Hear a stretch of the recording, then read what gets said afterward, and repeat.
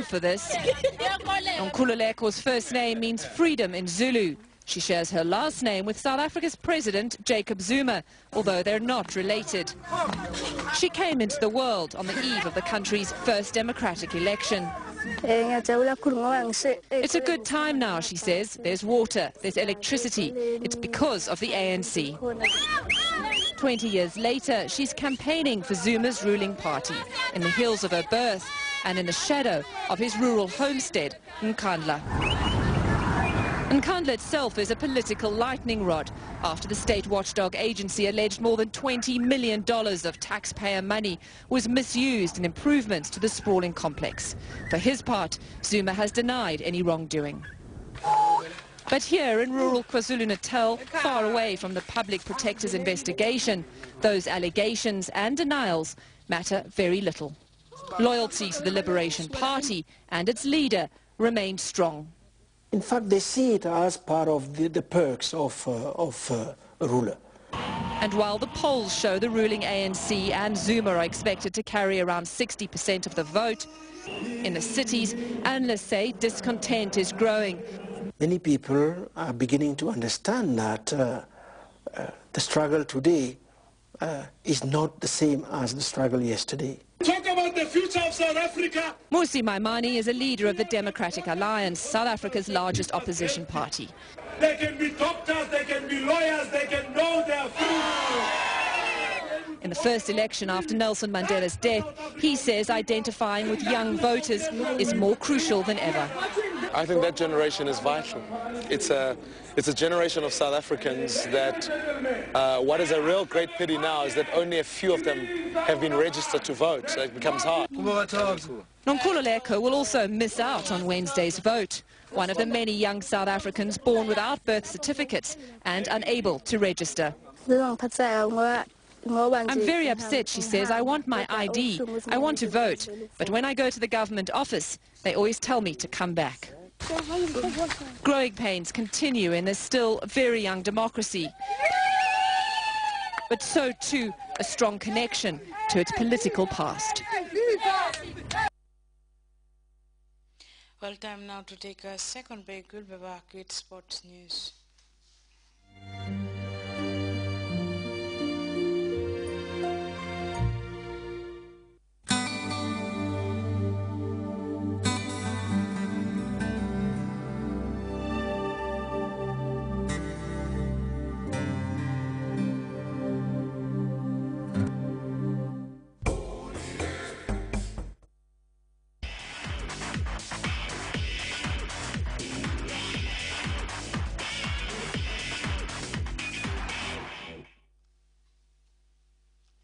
Liverpool stalwart Steven Gerrard and striker Luis Suarez were left in tears at Selhurst Park after the Premier League leaders blew a 3-0 advantage to draw home with home side Crystal Palace. The drop point means the Merseysiders have all but blown their chances of winning the Barclays Premier League for the first time in 24 years. We have details in the CNN report.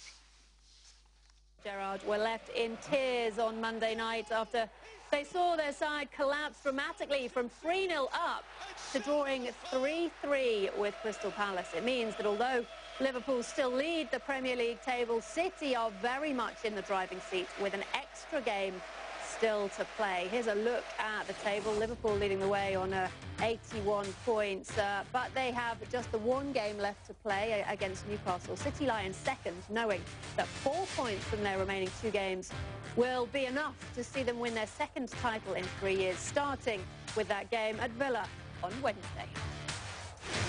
Yes, yeah, for me it is, yeah. For me, we needed to win tonight to keep the pressure on. Obviously, it was still in the hands of Manchester City.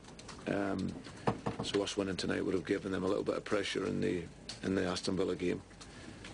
Aston Villa will go, and I'm sure they get some really good players and make it difficult, like they've done against the top 4 teams this season. But I think everyone will look at Manchester City squad and look at them as the team that can go on and win the games and get the job done.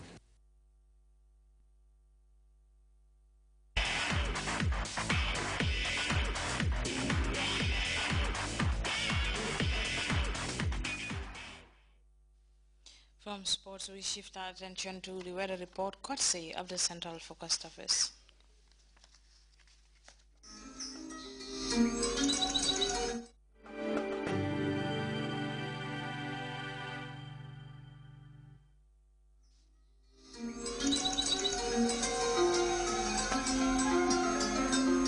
The source assures us of a continuous flow, and from there, everything follows.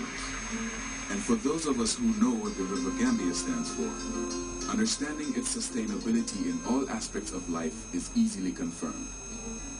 The River Gambia provides nutritious delicacies as food, while it provides its wildlife a balanced ecosystem. This river, as a sanctuary, is committed to its inhabitants' needs without season. And as you travel along, all these values are replicated in one company, Elton, just like the River Gambia, leads in its commitment to values that matter most. Elton, championing the vision for a new generation.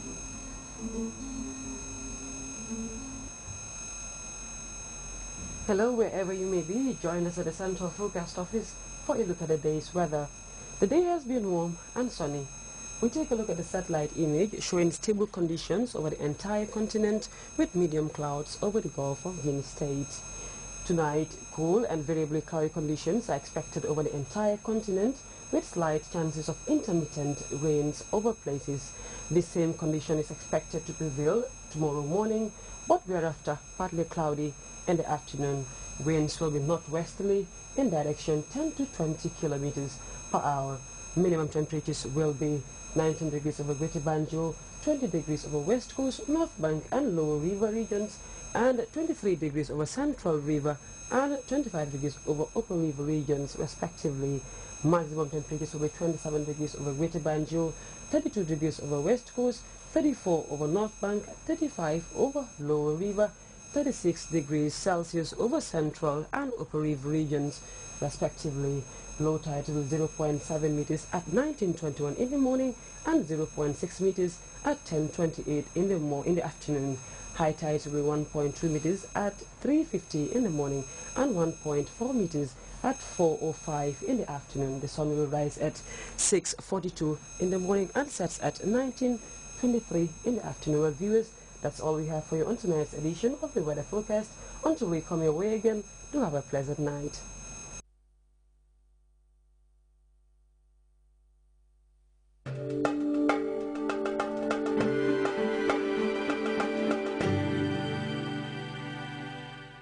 And before we end this edition of the news, a reminder of our headlines. Explore the country's fish and marine resources, President Jammeh has told youth in the Kanifing municipality. This as he continued his dialogue with the People's Store. The government of the Gambia and ECOWAS have signed a $31 million energy agreement meant to kickstart the implementation of the emergency power supply program for the Gambia. Nigeria have enlisted international support to locate the more than 200 girls allegedly abducted by the Boko Haram on a day the militants reported the abduction of another 8 girls in Borno State. And South Africans are heading to the polls for the 5th general election since the end of the white minority rule in 1994. Well, that was all in this edition of the news. Thank you very much for the pleasure of your company. We'll be back at 10 with another bulletin.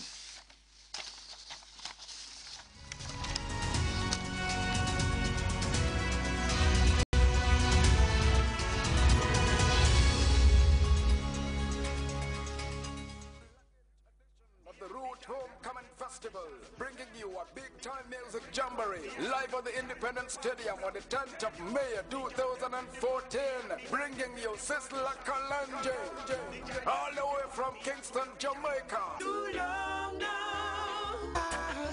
Yes, you gotta shine that light. Yes, we gotta make it right. Muta Baruka, Yahuro Africa. This poem is a rebirth of a people, arising, awakening, understanding. This poem is speaking, have spoken. Erica Badu. In fact, she's a queen to me. Her light beams on me. And from the smiling coast of mankind, Jaliba Kuyate and the Kumareban, and many other Gambian artists are gonna perform live on stage that night. Tickets, VIP $1,000, covered pavilion $200, uncovered pavilion $150. You cannot miss it. It's on the 10th of May 2014. Sizzla Kalonji.